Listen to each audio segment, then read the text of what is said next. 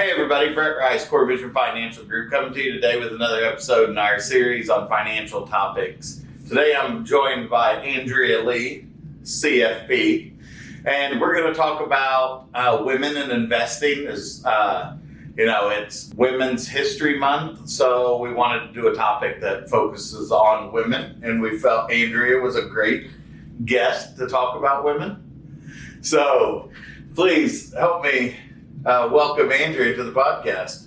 Hey, thanks, Brett. Remind everybody who you are, what you do. Well, you did. Andrea Lee, I'm a financial advisor here with Core Vision, and I am female, so that's why we chose me for this. But I thought it was interesting when we were talking about what topic we wanted to talk about, because I've done a lot of these with topics that have been relevant for females, but one we hadn't covered was just the psychology behind it and maybe the different ways that women look at investing versus men. So that's what we're going to talk about today. From the male perspective, we don't think about the difference, right? You just think what I hear and see every day is what everyone hears and sees every day, and that's not always the case. Absolutely. So I think it's a phenomenal topic to talk about, because we have a lot of female clients. So understanding their perspective and a lot of this stuff is great for the advisor, as well as, the people watching the video. Well, and I think you bring a great point. Yes, we have female clients, but we also, as women, tend to inherit money more so. And so we will be affected by these decisions that we make. And many times we're doing that alone. Whether it be that we inherit money from our parents or if we have a spouse, because though our mortality rates are, I guess, getting earlier, you guys still die first. Yeah. So we typically end up... It's all those smart choices we make. So we tend to inherit money twice as likely, if you will. So it is. It's very important that not only we as women understand what choices we're making, but why we're making them so that we're able to do that in the best way possible. So let's talk about just big picture. I think historically in the United States, right, women have been less involved in the financial matters of them. Over time, that's gotten significantly better. But, a lot of times we meet with clients that are older that were maybe brought up in a household where the father figure, the dad took care of all of that. And then, they may get into a situation like you just touched on to where they outlive their spouse. Now they have to manage that money. Right. We are definitely, things are being more geared toward women now. You're right. In the past, it hasn't been that way. It's not as much as I would like it to be yet. My household's very strange because this is what I do. So in my household, I'm very involved in this. But even in our age demographic, that's not common. It's not unheard of. So I think we're getting better. And I think with younger generation even more so. But we've got some work to do. And I think that's one thing that also gives me an interesting perspective, right? Being a female advisor, I'm able to maybe relate to things in a little different way, or maybe make them feel comfortable. Because I'll be honest, I have so many female clients that make the statement, well, my husband handles that. I trust him to do that. Great, you should. I'm glad you do. But that doesn't mean that you don't need to understand it for yourself. Right? I mean, I would think most of us have had a situation where clients where the husband passes and then the wife brings us the death box and says, I need you to help me figure all this stuff out. Right. And we've talked about this. That experience in general is extremely stressful and just very emotional, right? Yeah. So it's just better if these topics are something that you're comfortable with prior to having to do that also while you're dealing with all of that emotion and stress of the passing. Right, for sure, 100%. A lot of times when you sit in a meeting with the husband and wife, you may be talking about one person's IRA, right? But it's like, I'm talking to both of you because you both need to know this. Right. When you're married, you're one entity. Yeah. You're the beneficiary of this. You need to be informed up to a point that says, oh yeah, I understand. I've met with you a bunch of times. And I feel comfortable with Yes. you, and I know you, and this isn't the first time that I've met you, and now I have to trust that you're going to do the best Right. for me, right? I mean, if I could, I guess, in one way, if you are a male who has a spouse that is female or male and is not interested in finances, do them a favor and get them involved. Because in the event that something passes, and this goes both ways, like I could do a better job with my husband probably and making sure that he's aware of everything. So it does go both ways, but encouraging your spouse to be involved in those planning topics and those meetings so that in the event something happens, they're comfortable and they feel qualified. That's a horrible word to use. Well, it's probably more educated. Yes, thank you. A lot of times we're intimidated by the things we don't understand. Everybody is. Right. So, over time, you're sitting in those meetings, ask a few questions, just kind of, hey, I want to learn a little bit about this.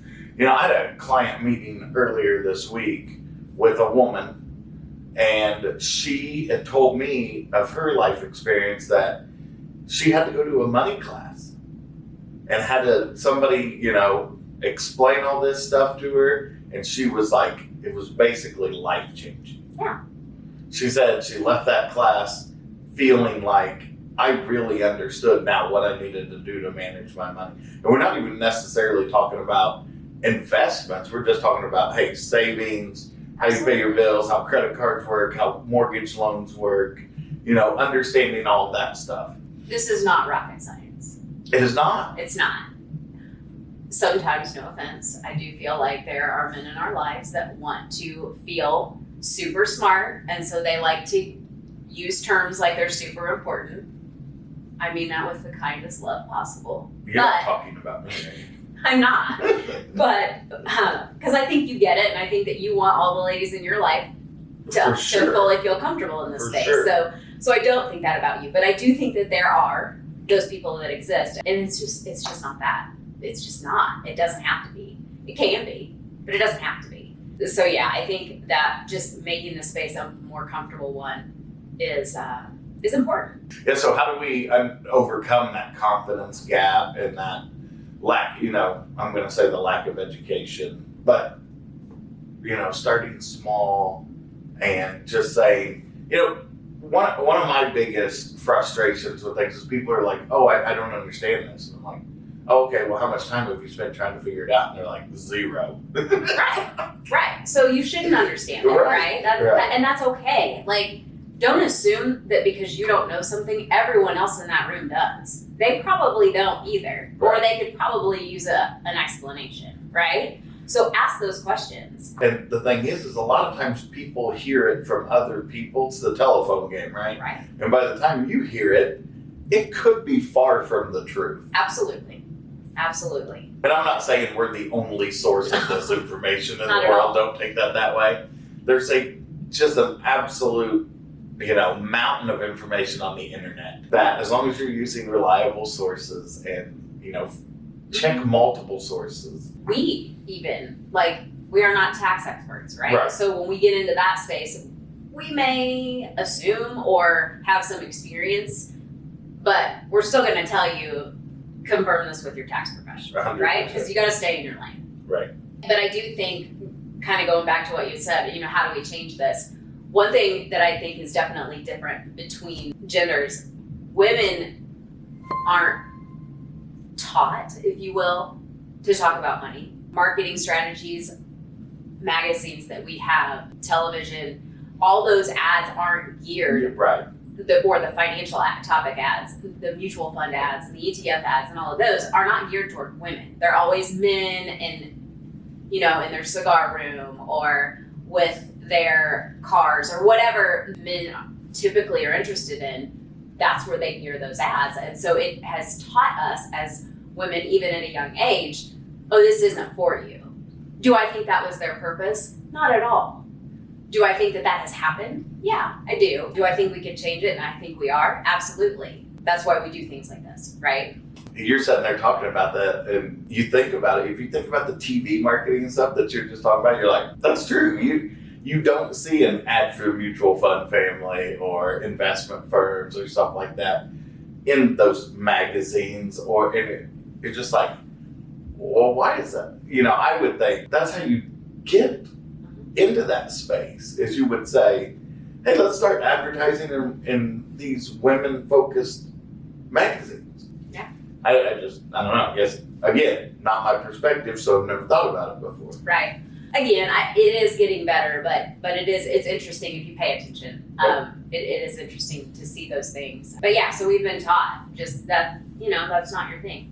So it's not a comfortable space for us. It's not something that we maybe, like I said, grew up thinking, oh, you need to know this. Now I'm going to tell you, my situation was absolutely different, right? My family of girls and my dad wanted us to understand things. He didn't have a boy to teach, and maybe that's why. But it was important that we understood finance and stock. And even in high school, those were conversations that he had with me. I didn't necessarily enjoy them at that time, but I don't know that any 16-year-old would really Probably not. Right? So, but I knew it was important. I think if nothing else, what I learned from that is these are things that are important. And at some point in my life, I need to know these. I think that did me a wonderful service because it wasn't a scary space for me. Well, at that age, you weren't intimidated, right? Because you didn't know anything about it. You're Right. like, oh, no, this is, my dad talking to me about this. The other thing, kind of going back to like the comfort level, I mean, this is a perfect example. I'm a rarity, right? We have one female advisor in our office and we have 7 advisors. So it's just not a field yet that women seem to migrate toward.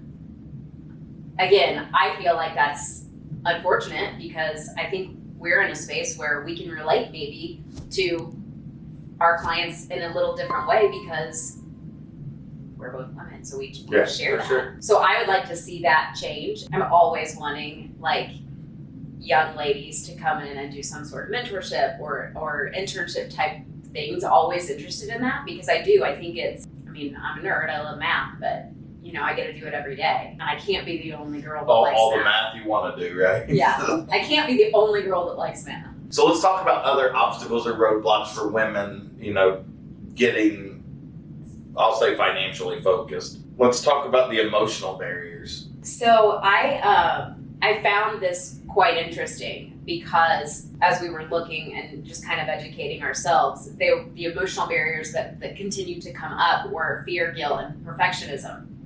Fear I got, right? Everybody, no matter your gender, if you don't know something about that topic, you're scared of it until you've educated yourself. Right. So that one totally makes sense to me. Guilt and perfectionism. Guilt was hard for me. In fact, I went into Brett's office and I'm like, can you explain this to me? Like, why would anyone feel guilty saving money? Again, I was raised to where you pay yourself first, this is what you do, and that's just how I was taught.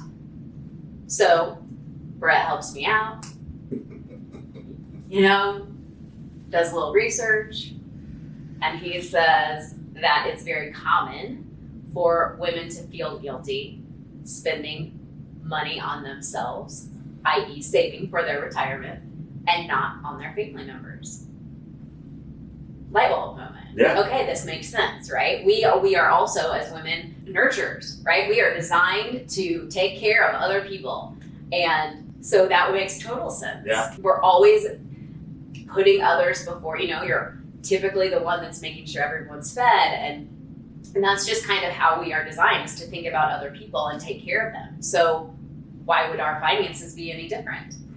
Now, I will tell you, saving for yourself is also helping take care of other people, because if you're self-sufficient, then nobody has to take care of you, which is helpful, right? There are always avenues also or ways to look at things to realize that's really not a selfish approach, right? Saving for yourself is not selfish. And when we had that discussion and I looked it up, that wasn't my perspective, so I was like, I don't get the guilt. When you came in there, I was like, I don't know.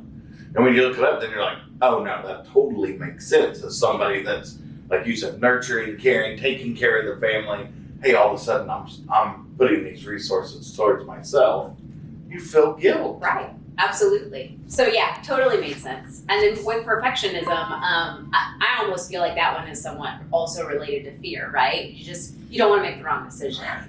As roles are starting to change, like I mentioned that women tend to be the ones that, make sure everyone's set. My household is not that way. That's my husband, thankfully. But, I also have a sense of providing for my family. That's a part that traditionally in history has been more of a male role. That is changing. And so there's also that perfectionism. Like if I mess up, I don't only mess up for me, I mess up for my family. Right? So there's a higher weight on that for women now than maybe in the past. And I always, from a long time ago, previous careers, talk about paralysis by analysis. Yep. At some point you have to be like, okay, I've done all the research I need to do. Right. Now I just need to make the decision. But I will say, I think those decisions get so much easier the more educated yourself, right? Like the market isn't so scary when you look at its track record.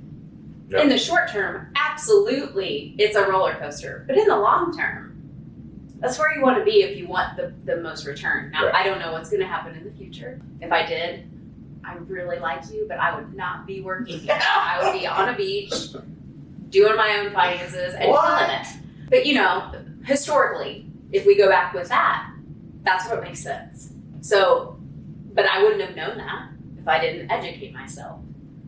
And that's why I'm comfortable in that space. Right. And like most things, even if it's going to buy a car, buying a house, whatever, you have to educate yourself. You just got to get into the mud and say, hey, what's all the details in here? Okay, now I understand it. What's the best decision? Right. And a lot of times it's easy once you do the research. Yep. Where you and I come into that is, we help you get the tools to do that, right? If you have questions, like we're going to help you with the resources and answer those questions and hold your hand along the way, because we don't want you to make a decision you're not comfortable with. Absolutely not. And a lot of times when we sit down with clients, we're like, hey, our job is to provide you with your options, help educate you, and your money, you're the owner of the team, you make the decision. We're here to assist you in that. Right. I think along the lines of this is working with a financial professional, helps ease your mind a little bit on some of those decisions. Okay, so the research I did matches what they say. Sure. And I'm confident in the decision that I'm making. That's where we want you ultimately, right? Yeah. Like I don't want a job where I'm just barking out orders to clients and saying this is what you should do, this is what you should do, with no feedback. Like I want people to take ownership. Oddly enough, my degree's in exercise science. So at least a large portion of my life, I have coached people through fitness, whatever their goals. Now I coach people through their financial goals. That's what I like to do. Now I just get to do it with numbers. So let's talk about women's strengths and investing. We've kind of said, hey, these are the roadblocks to it. This is why women haven't done it, all this stuff. Let's talk about what the strengths are for women. So ironically, women may not have the self-confidence in this space.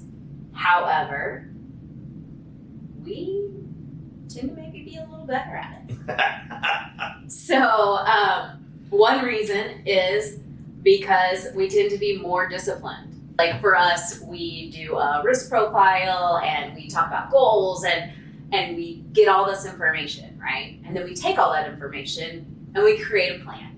And those are what give us the steps to work toward that goal. So typically, women stay on track and they're like, stick to the plan. This is what I'm supposed to do. I don't know why, but you guys tend to be a little more rogue in that space. Well, it's because we think we're smarter than everybody else in the room, right? As men in general, we're like, yeah, that guy doesn't know what he's talking about. So from that aspect, that's a strength for us. We also tend to be long-term investors. Like we spoke, in the short term, the market is a roller coaster, but long-term, it has traveled up. So that long-term time horizon is in our favor. So that helps. See, research-driven decisions, women tend to make thoughtful, informed choices. Say men don't make thoughtful, informed decisions. I'm not saying ChatGPT. No, I think that when women get into this space, right? Like, so you finally are like, yes, I'm gonna take it by the reins, and you're gonna do your research. And I don't know why we tend to be more focused in that space, but we do. And again, that's to our advantage because we're getting the tools in place, we're getting the data, we're doing the research to make sure that the decisions that are being made are what's right for us. What's right for you is not going to be what's right for me, correct? Correct. We are, each household is different, each situation is different, and so that also may be what's somewhat intimidating because what's for Susie next door, that's what I should do. Well, maybe not. Maybe not. And we deal with that frequently. That's what makes our job fun. Every single client is different, so it's not boring. Yeah, and when you talk to people about that, you're like, no, everyone's situation is unique. Your neighbor doesn't have all the exact same things going on in their life that you do. Right. And people are like, oh, okay, I didn't think about that. It's like, are you willing to take on all that risk that they are? Well, they can do that because they have blah, blah, blah, blah, right. blah. Well, you don't have those same parameters. So it's not as... Yeah, and you might both be young, married, new kids, both working. Like, you may look like the same household. You're not. Yeah. You're definitely not. So let's talk about practical steps to start investing Okay. for women. I mean, this is really for anybody. Right. But- Right. But it's Women's History Month. Right. Herstory. We just like to have a lady do it so that it's safe space instead of. Okay, so just like we talked, we do that plan, right? So where do we want to go? We can't get on the road if we don't know where we're going to go, right? So we got to get a plan for those financial goals. We got to figure out what those goals are. So is that retirement? Is that owning your home? Is it just being financially independent and not having to worry about anybody else? Whatever that may be. And it could be all of those. So what are your goals? Once we know where we're going, what are we going to take? What's your investment vehicle? Are you a stock investor? Some people are. Some people, that is a scary space. Right. Like you talk about, if you don't know where you're going, we don't know how much gas to buy to get there. Right. So, how much do we have to save? What type of return do we need to get? All of these type of things. Right. What tax treatment do we want on these? You start getting at that. Then you start getting into, okay, now you start putting these parameters on it, and some of this is going to sort itself out. Right, and so we're looking at, maybe your new investor is more comfortable in a mutual fund or an ETF space because that's like a bucket. Maybe you're a little more experienced and you really love this company and that's where Sure. everybody's different. So again, that's where we go with that. Are we saving for retirement? Well, if so, we probably wouldn't have a retirement account, right? That would make sense. So yeah, we just kind of then look at what makes sense for those goals, and then we start that process. So we've now defined the goals. We've figured out what tools we're gonna do. Now we gotta implement them. So we're gonna start saving money maybe. And we're going to simplify it by automating it. Absolutely. That's easier for everyone. And it's interesting and I appreciate it when we have clients call that may, life happens. Absolutely life happens. And so they may need to adjust one of their automatic contributions and pull it back for a month. It's like when they call you, they think you're going to be so disappointed. Sure. I appreciate it wholeheartedly because that means they've taken ownership of their goal, right? Like they're invested in this, they want to be a part of it. But life happens. So those things happen. That. Absolutely. And as that wealth grows, then we needed to diversify it. So, we may start out with one mutual fund, but as that account grows, we need to branch that out, right? And so that maybe puts a bit of a safeguard on our savings or our goal setting, whatever. So we work towards that. And then that's where we just kind of keep monitoring and as life changes, your financial plan lives and breathes just like you do. And so life changes, life happens. That's okay. We plan for that. New kid, new house, new job. I mean, all of those things are going to No job. I mean, there are all kinds of things that happen. And so that's why we we plan for that. And then it's not a big hiccup, horrible moment, because we're okay. We knew this could happen. We prepared for it. So. Yeah, good talk. Yeah, so. I mean, I'm all energized now. I wish there was a meeting right after this to go right into. So if I could just say one thing in closing, ladies, get started. It's never too soon, and it's never too late. That's the other thing. Like, don't be like, oh, I haven't done this. It's not worth. No, it is. It's absolutely worth it. Today's the day, and absolutely find a coach. Get with a professional that you trust. That's what's most important. You've got to trust this person because they interview advisors. Absolutely. Don't just choose one because your buddy likes them, right? You got to feel comfortable in that space. For sure. So get with that and get started. Yeah, good talk. No, it's a great topic. I really appreciate you coming on the podcast and talking about it. Everybody, thanks for joining us today. Brett Rice, Andrea Lee, Core Vision Financial Group. Hey, just to let everybody know, these podcasts are now available on audio-only form on all major podcast networks. So if you don't really want to see me on these every month, you can listen to me on Spotify, Apple Podcasts, all of those. So go out there, download it, listen to us while you're in the car. We really appreciate it. Again, thanks for your time. Contact information's at the end. Please feel free to reach out. Thanks for joining us.